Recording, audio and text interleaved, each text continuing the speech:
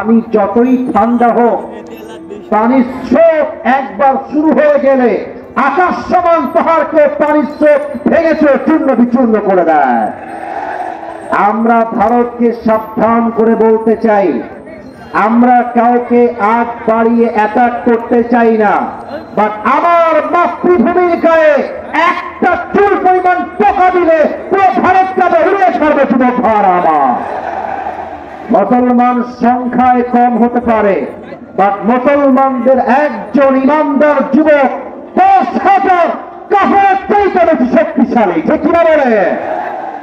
আর এই ভারতের সাংবাদিক দেখলে আমার মনে হয় এটা সাংবাদিক হওয়ার যোগ্যতা রাখেই না। এটা ঢাকাতে এসে গুলিস্তানে জাইঙ্গা বিক্রি করলে বেশি বানাবে মুজিবনগরের ভাড়া।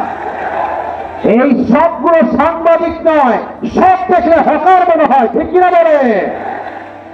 আমরা মুসলমান শান্তিপ্রিয়, মারামারি চাই না, তবে একদিন একটা মারামারি হবে।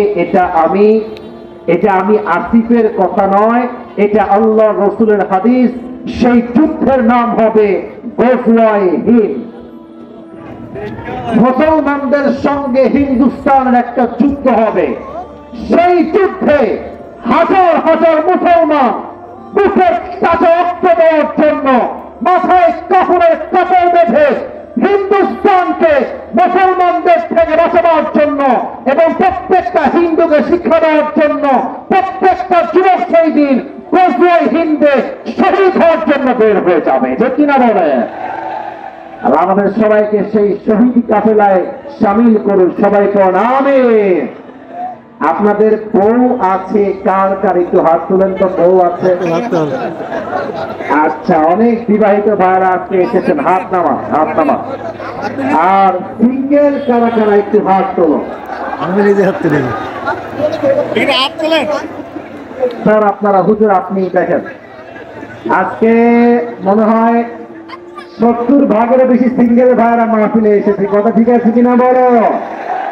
সিঙ্গেলদের পক্ষে একটা কথাই আমি বাবাদের পায়ে হাত রেখে বলতে চাই, আমি আগেও বলেছি, আজও বলছি, যুবকদের শীতকালে শীত দূর হবে কম্বল দিয়ে না, ল্যাব দিয়ে না, একমাত্র চরিত্রবান বউ দিয়ে যুবকদের শীত দূর হবে। যুবক ভাড়া, এই আওয়াজ শুনে যে আব্বা যুবকের কষ্ট না বোঝে, আমার বলার মতো কিছু নাই। যুবক ভাড়া, ঠিক কিনা বলো? আল্লাহ আমার প্রিয় আব্বা জানদেরকে সঠিক সময়ে দিয়ে যাওয়ার তৌফিক দান করে করেন সবাই আমিন।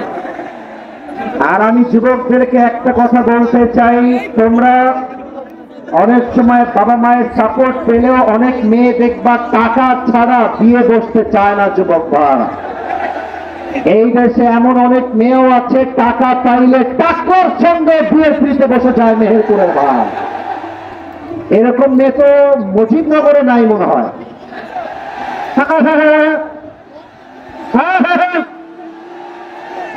আল্লাহ হেদায়েত দান করে বলেন সবাই আমিন। আমরা 3টা তাকবীর দিব, তাফসীর শুরু হবে। প্রথম তাকবীর দিবেন আমার প্রিয় বিবাহিত ভাইয়ারা। বিবাহিত ভাইয়ারা, মুরব্বী আব্বা জানেরা, একটা কাশি দেন গলা ঠিক করার জন্য। দেখা যাক কারা জিতে। স্যার আছে, আমাদের কচিব সাহেব আছেন, তারাই নাম্বার দিবে, আমি চুপ থাকবো। বিবাহিত ভাইয়ারা তাকবীর দেন। লিল্লাহি তাকবীর। বাবা রে বাবা, আমি এই বছরে প্রায় 100-150 মাহফিল করেছি, 200 মাহফিল করেছি। বিশ্বাস করেন, বিবাহিতদের স্লোগান আজকে সবচেয়ে বেশি ছিল। এদের আওয়াজ খুব ভালো। সিঙ্গেলরা মনে হয় হেরে যাবে। দেখা যাক, সিঙ্গেলরা কাছে দাও। দেখা যাক, নাম্বার আপনারাই দিবেন, আমি চুপচাপ আছি। বাট বিবাহিতদের জোর আছে ভাই আজকে। সিঙ্গেলরা তাকবীর দাও। বিবাহিত ভাইয়ারা কিপ কোয়াইট, কিপ সাইলেন্ট, চুপ থাকবেন। আমার প্রিয় সিঙ্গেল ভাইয়ারা তাকবীর দেন। লিল্লাহি তাকবীর। বিবাহিত ভাইয়ারা, আই এম সো সরি। বলো না, বলো না। সিঙ্গেলরা মোটামুটি আসতে 30 নাম্বার বেশি পেয়ে পাস করেছে। কথা ঠিক আছে কিনা বলা? এবার সবাই মিলে একটা তাকবীর দিবেন, যুবক এবং মুরব্বীরা সবাই মিলে। তাকবীরের ঠেলায় আমি স্টেজ ভেঙে নিচে পড়ে যাব। সবাই একটা কাশি দেন। সবার মুখে হাসি, তবে এখন আর হাসি চাই না, এখন চাই সিংহের মতো স্লোগান। সাইদি সাহেব বলেছিলেন বিড়ালের মতো 500 বছর বেঁচে থাকার কোনো দাম নাই, সিংহের মতো 1 ঘন্টা পর্যন্ত আমরা বাঁচতে চাই।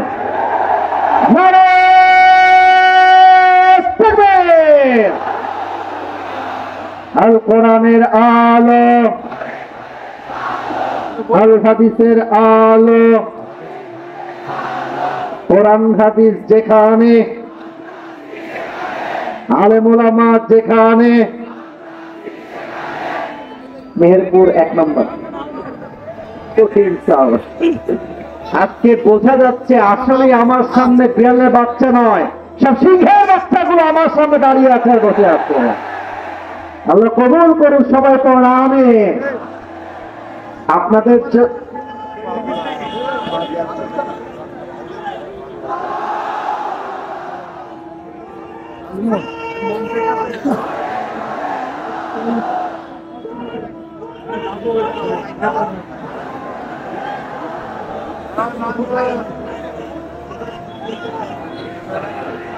মাশাআল্লাহ মাশাআল্লাহ, ওকে।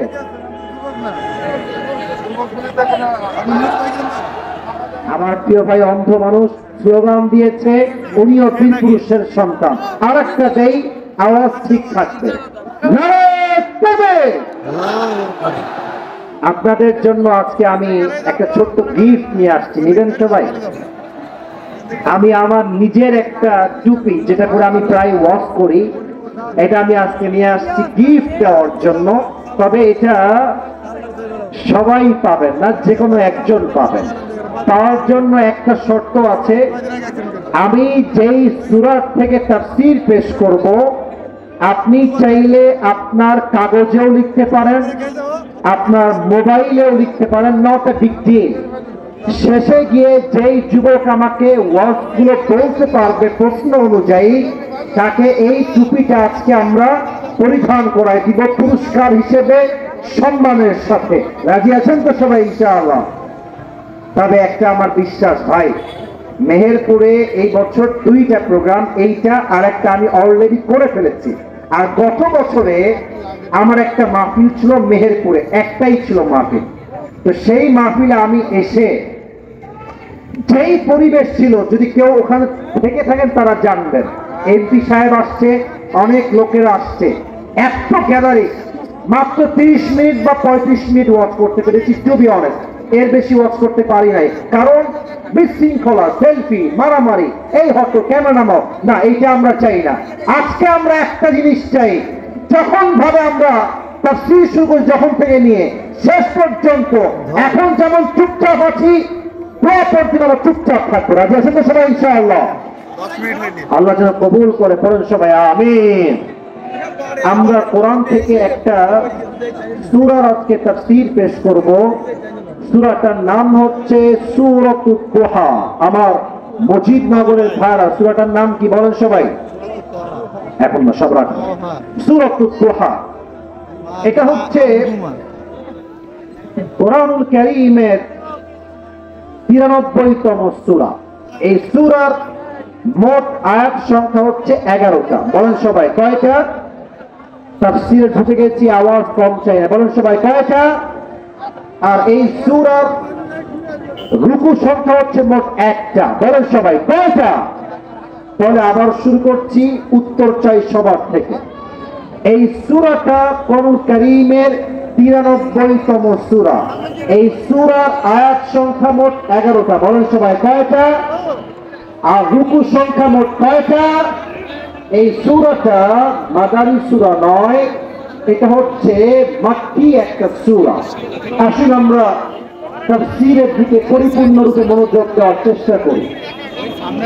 এই সূরার সেন্ট্রাল থিম বা সাবজেক্ট ম্যাটার, মূল আলোচ্য বিষয় হচ্ছে never lose hope from the mercy of your Lord.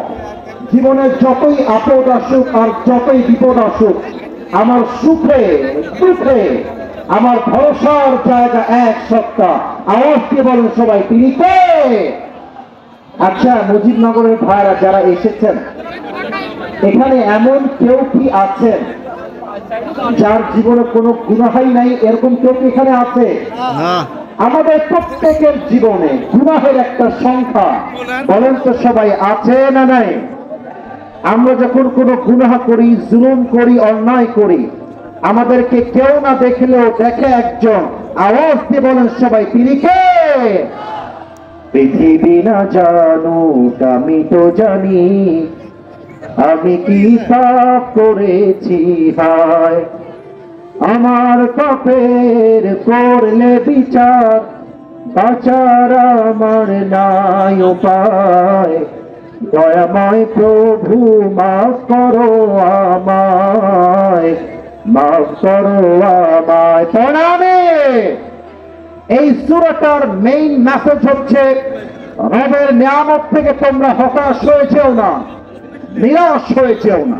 তবে এই সূরার 11টা আয়াতকে আমরা 4টা ভাগে ভাগ করব।